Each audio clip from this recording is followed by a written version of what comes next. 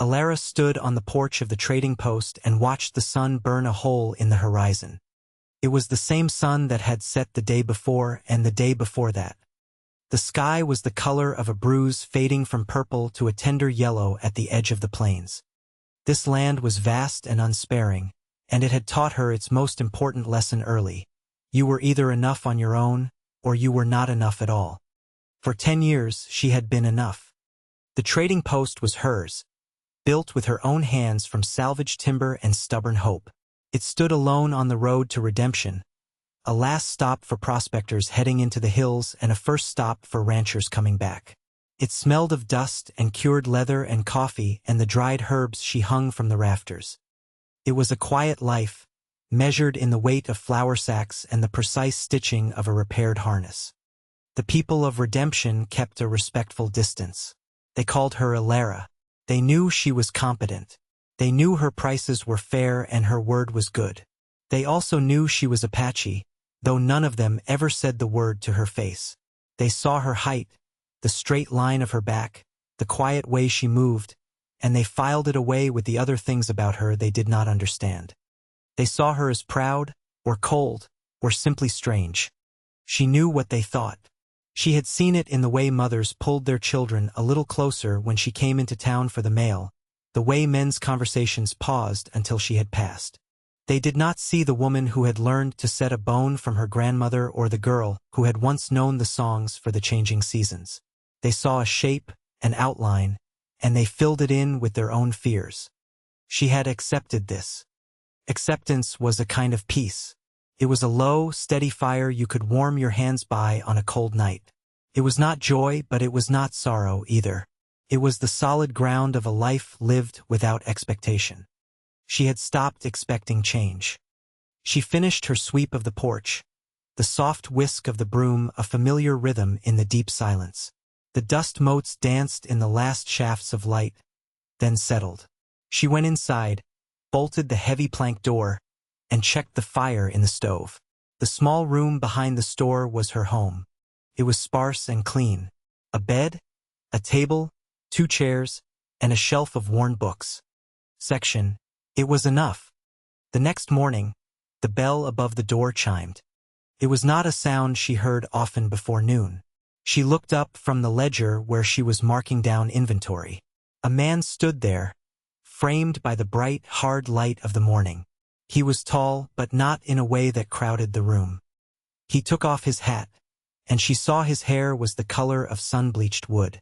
His eyes were a pale, quiet blue, and they were looking at her as if she were a person and not a landmark. He did not look away. "Ma'am," he said. His voice was low and steady. She nodded. "Can I help you?" "I'm looking to buy a piece of land out past Willow Creek," he said. "Name's Silas. I'll need to set up an account for supplies." She took a new page in her ledger. "Silas?" she repeated, dipping her pen in the inkwell. It was a solid, simple name. "Last name, Cole." She wrote it down. The script was neat and severe. "What do you need today, Mr. Cole?" He gave her a list. Flour, salt, coffee, beans, bacon, a new axe head, 10 pounds of nails, and a length of rope. It was a practical list. The list of a man who intended to build something, not just pass through. She moved through the store, gathering the items. Her movements were efficient, wasting no motion. She felt his eyes on her as she worked, but it was a different kind of watching. It was not the curious stare of the townsfolk, nor the wary glance of a stranger. It was quiet and observational.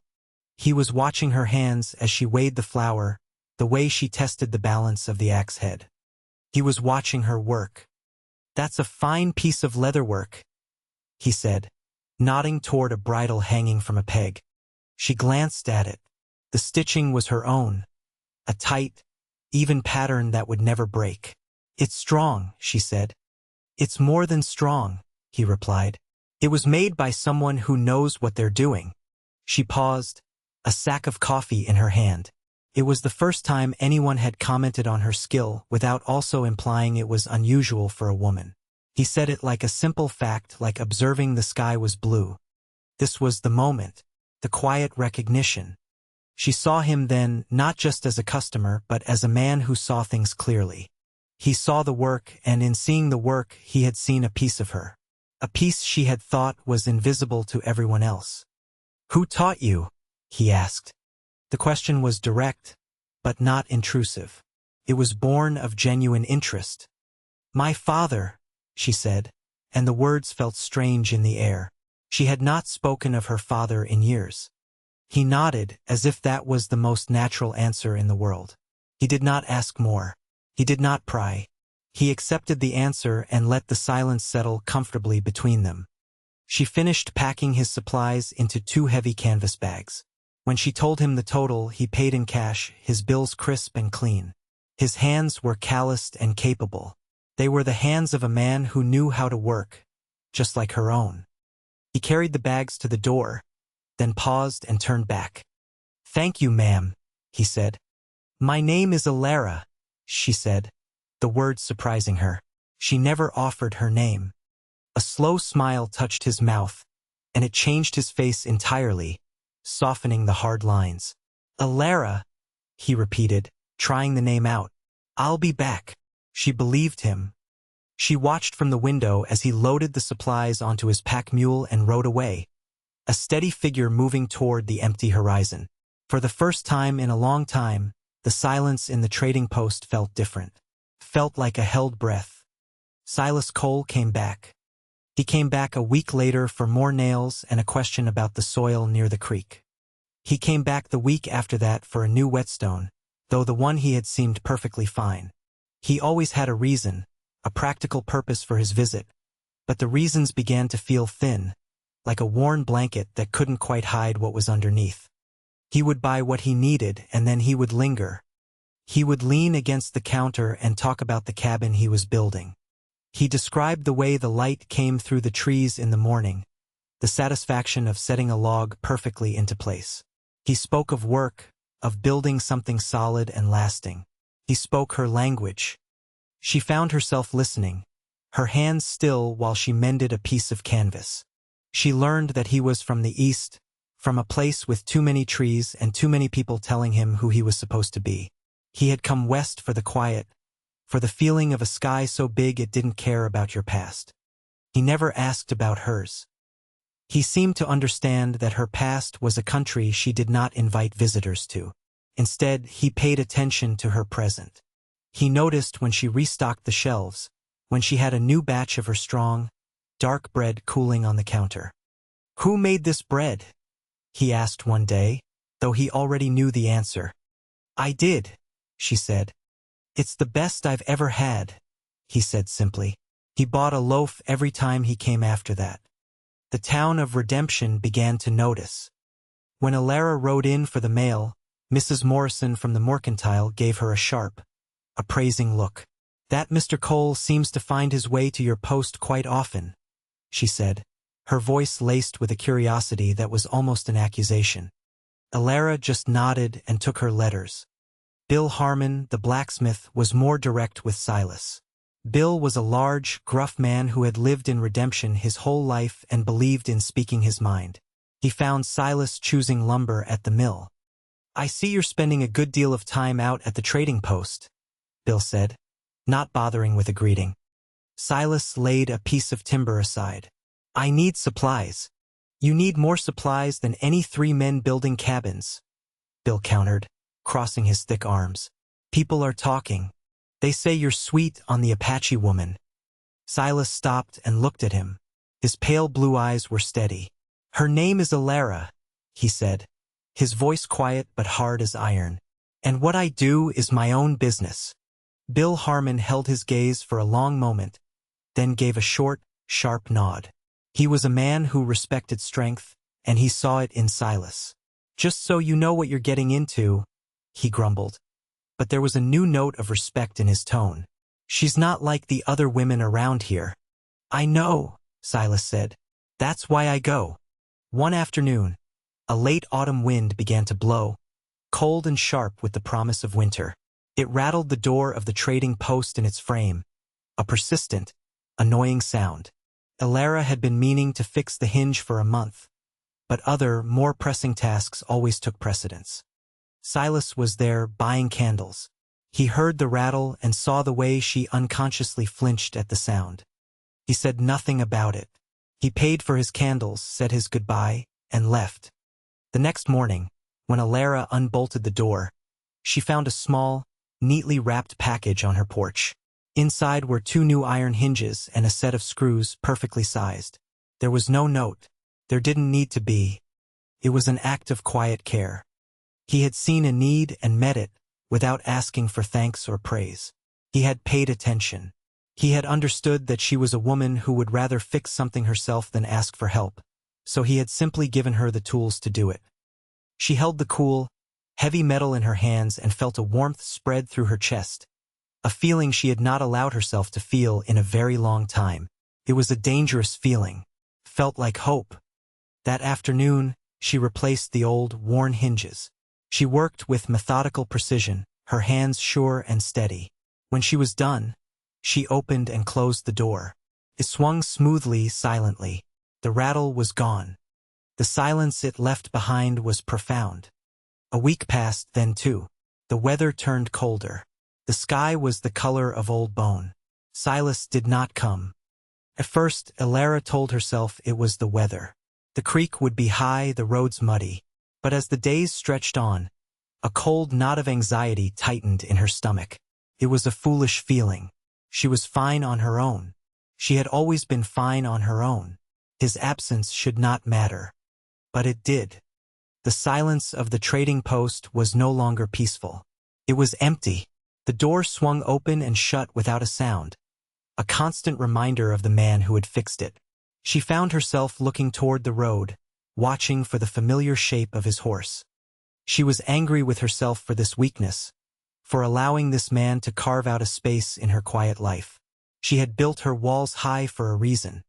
On the 15th day, the bell above the door chimed. It was him. He looked tired. There was a new, grim line around his mouth. He did not smile when he saw her. "Silas," she said, her voice more breathless than she intended. "Alara," he acknowledged. He walked to the counter and placed his hands flat upon it. "I needed to finish the roof before the snow came," he said. It was an explanation, an apology. She just nodded, unable to speak. The silence stretched between them, thick with unspoken things. The air in the room seemed to crackle with a tension that had been building for months. All the small talk about lumber and weather, all the lingering conversations, had led to this moment. He looked at her, and his gaze was so direct, so honest, that she felt it like a physical touch. "I'm not just coming here for supplies, Alara," he said, his voice low and raw. "I think you know that." She met his eyes. "I know. I find reasons to come here," he went on, his words careful and deliberate.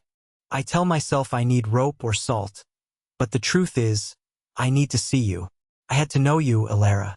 From that first day, this was it, the true thing, said plainly without adornment. It was terrifying and beautiful. The town has it backwards," he said. "They think you're cold, but I see the warmth in the things you make. I see the strength in the way you stand alone. I've never met anyone more alive than you." Her heart was beating a wild, frantic rhythm against her ribs. She had spent a decade making herself small, making herself quiet, so as not to draw the wrong kind of attention. And this man had walked in and seen everything she had tried to hide. He took a breath, and she could see the vulnerability in his eyes. He was laying his soul bare on her counter, next to the sacks of flour and beans. "I would like to come call on you properly," he said. "If you'll let me, not as a customer, as a man who wishes to court you." It was a formal request, a question that demanded a clear answer. It was a turning point, and they both knew it. She could send him away, back to his cabin by the creek, and return to her safe, quiet, empty life. Or she could open the door she had kept bolted for so long. She thought of the silent hinge, of the way he said her name, of the feeling of not being alone, even when she was. "Yes," she said. The word was small, but it filled the entire room. "I would like that." A profound relief washed over his face. The grim line around his mouth softened. He did not move, did not reach for her. He simply stood there, letting the words settle between them. He understood the gravity of her answer, the size of the trust she was placing in him. "Sunday, then," he said. "I'll come for dinner." "Sunday," she agreed.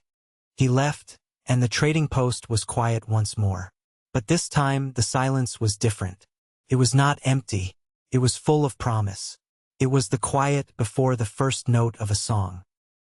He came on Sunday, not on his workhorse, but on a fine bay mare. He was clean-shaven, and he wore a shirt that was not his work shirt. He brought her a small, awkward bouquet of wildflowers he had found by the creek, their petals already wilting. She took them and put them in a jar of water on the table. They were the most beautiful thing she had ever seen. They ate at the small table in her living quarters. She had made a stew and baked a fresh loaf of his favorite bread. They spoke of small things, the coming winter, the price of cattle, the stubbornness of mules. But underneath the simple words, a new language was forming between them, the language of shared time, of comfortable silence. After dinner, they sat on the porch as the evening cooled. The sky was awash in pale pinks and oranges. "Tell me about the East," she said. He told her of a life that sounded like a cage, however gilded. A family in shipping, a future laid out for him since birth. A woman he was expected to marry, a life of ledgers and social calls. "It was a life of performance," he said, his gaze distant. "Everyone was playing a part. I came here because the land doesn't care who your father was. It only cares what you can do." She understood that. It was the law she lived by. He turned to her. "You don't perform, Ilara. You are the most honest person I have ever known." His words settled deep inside her. He saw her. He truly saw her. And because he saw her so clearly, she knew she had to show him everything. The parts she kept hidden not just from the world, but from herself. This was the test. Not for him, but for her. Could she bear to be seen completely? "There are things you don't know about me," she said, her voice quiet. "Things that happened before I came here." He waited, his patience a tangible thing. "Will you stay if I show you my scars?" she asked. The question hung in the twilight air, fragile and immense. He did not answer with words. He simply looked at her, his pale blue eyes full of a deep, unwavering steadiness. His gaze said, "Show me." She stood and led him inside, away from the fading light of the world. She lit a single lamp, its golden glow pushing back the shadows in the small room. Her hands were trembling slightly. She had never done this before, never let anyone into the locked country of her past. She turned her back to him and slowly, deliberately, unbuttoned the top of her dress. She pulled the fabric down, exposing the skin of her left shoulder and back. The lamplight fell upon the landscape of her skin. It was not smooth. A network of old scars, pale and silver against her darker flesh, marred the surface. They were jagged and cruel, the memory of a violence she had survived but never forgotten. A raid on her village when she was just a girl. A life burned to the ground. A flight into a world that did not want her. Each scar was a chapter in a story she had never told. She stood perfectly still, her back to him, her entire being braced for the recoil, for the flicker of revulsion or pity. She waited for him to make an excuse, to say it was late, to retreat back into the safety of the man who only knew her as the competent woman who ran the trading post. The silence stretched. She could hear the frantic beat of her own heart. Then, she felt a gentle warmth. He had not moved away. He had moved closer. He slowly, carefully, raised his hand. His calloused fingers, the fingers of a man who built things, traced the path of the largest scar, from her shoulder down her back. His touch was not one of pity. It was reverent. It was a touch of discovery, as if he were reading a map of her life. He said nothing. He simply held his hand there, his warmth seeping into her skin, into the old, cold places of her memory. He was not just touching the scars. He was acknowledging the pain they represented. He was accepting the story they told. In that single, silent gesture, he gave her an answer more profound than any words. He stayed. She let out a breath she hadn't realized she was holding, a ragged, shuddering sound. She turned to face him, pulling her dress back into place. There were tears on her cheeks, but she was not ashamed. He looked at her, his own eyes shining in the lamplight. "They are a part of you," he said, his voice thick with emotion. "They are the story of how you survived. They are a mark of your strength, Ilara, not your weakness." He understood. He understood that survival was its own kind of victory, that resilience was a form of beauty. He reached out and gently brushed a tear from her cheek with his thumb. It was the first time he had touched her face. The gesture was intimate, tender, and it sealed a pact between them. She had shown him her deepest wounds, and he had not turned away. He had seen the broken parts of her and called them strong. From that night on, everything was different. The courtship was no longer a question, but a confirmation. They spent their Sundays together, talking, walking by the creek, or simply sharing the quiet space of her porch. He told her about his dreams for his land. A small ranch, a herd of good cattle, a life of peace. She told him about the herbs she grew, the stories her grandmother had taught her about the stars. They were building a foundation, not of grand promises, but of small, shared truths. They were learning the rhythm of each other's presence. One evening in early spring, as the last of the snow melted and the air smelled of damp earth and new life, he took her to the cabin he had built. It was small and solid, nestled in a grove of cottonwoods. The logs were perfectly notched, the stone fireplace built to last. It was a house made by a man who intended to stay. They stood on the porch he had just finished, watching the creek run full and fast. "I was slow," Silas said, breaking the comfortable silence. Ilara looked at him. "Slow about what?" "Slow to come here. Slow to figure out what I wanted," he said, turning to face her. The setting sun cast long shadows, and his face was earnest and open. "I spent so many years running from a life I didn't want. I almost missed the one I did. My life didn't really start until I walked into your store." He took her hands in his. They were strong and capable, and they fit perfectly in his own. "I know I am a quiet man, and I don't have the fancy words other men might," he said. "But I know what is true and what is real. And you, Ilara, are the truest and most real person I have ever known. I want to build a life with you, right here." He didn't get down on one knee. It would have felt like a performance. Instead, he just stood there, holding her hands, his heart in his eyes. "Will you marry me, Ilara?" She looked from his face to the solid little house he had built, to the vast open land that stretched before them. She thought of her lonely trading post, of the years of being just enough on her own. She had never dreamed of more, but here it was, more. "You were not slow, Silas," she said, a small smile touching her lips. "You were just in time." It was her way of saying yes. He reached into his pocket and pulled out a small, simple gold band. "It was my mother's," he said. "She was a quiet woman, too. Strong. She would have liked you." He slid the ring onto her finger. Felt warm and solid. Felt like a promise. Felt like home. They were married a month later, on a bright May morning. The ceremony was held on the porch of the trading post, the place where their story had begun. The circuit preacher came out from Redemption. The whole town came. Bill Harmon was there, looking uncomfortable in a clean shirt, and his wife stood beside him, smiling. Mrs. Morrison from the mercantile brought them a set of dishes. The ranchers and their families, the prospectors, the people who had once kept their distance, all came to stand under the wide blue sky and witness the union. Their presence was a quiet admission. They had been wrong about her, or perhaps Silas had shown them how to see her correctly. Ilara wore a simple blue dress. Silas wore his best coat. They did not say fancy vows.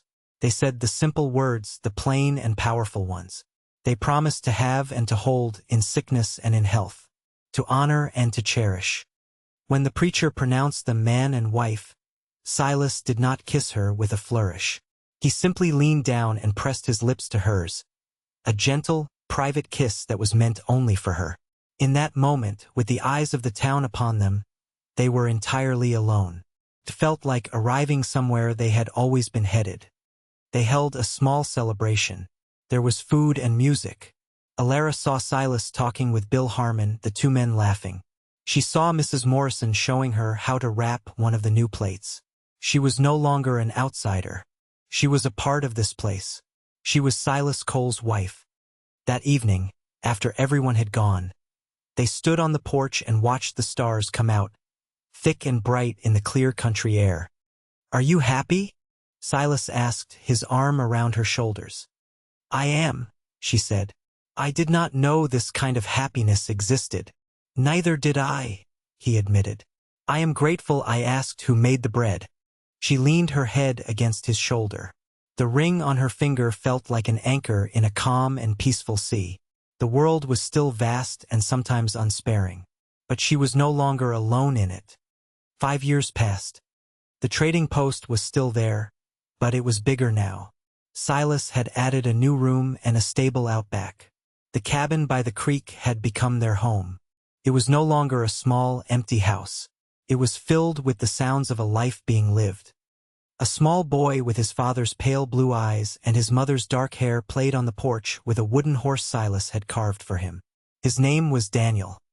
Alara and Silas ran the trading post together. He handled the heavy lifting and the long-distance freight orders. His quiet strength a perfect complement to her sharp mind for business. They were a partnership in every sense of the word. They worked side by side, often in comfortable silence, each knowing what the other needed without a word being spoken. The people of Redemption no longer saw her as the Apache woman.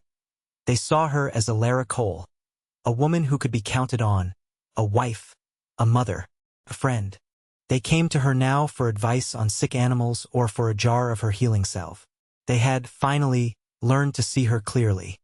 One cool autumn evening, the work was done and Daniel was asleep in his bed. Alara and Silas sat on their porch, the same porch where he had proposed. The cottonwood trees were turning gold, their leaves rustling in the breeze. Silas was mending a piece of tack, his hands moving with the familiar, competent grace she had first noticed all those years ago. She was knitting a small sweater for their son. The rhythms of their work intertwined in the quiet twilight. She looked at his hands, at the way the lamplight caught the lines on his knuckles. These were the hands that had built their home, the hands that had held their child for the first time, the hands that had so gently traced her scars and told her she was strong. She thought back to that first day he had walked into her store, a stranger with honest eyes. She remembered the profound loneliness she had mistaken for peace, the quiet resignation she had called strength. She had been enough on her own, it was true, but she had never known how much more she could be until he had come and stood beside her. He had not saved her. She had not needed saving. He had seen her, and in being seen, she had been given the space to become her fullest self. He looked up from his work, as if he could feel her watching him. He smiled, that slow, quiet smile that still made her heart feel warm. "What are you thinking about?" he asked. "I was just thinking," she said, her voice soft in the gathering dark, "that I am grateful you stayed." He put down his work and reached across the space between their chairs, taking her hand in his. His touch was as steady and as true as it had been the first time. "There was never any question of leaving," he said. "From the moment I saw you, Alara, I was already home." They sat there for a long time, holding hands, watching the stars ignite one by one in the vast, dark sky. The world was quiet, and their life was full. It was more than enough.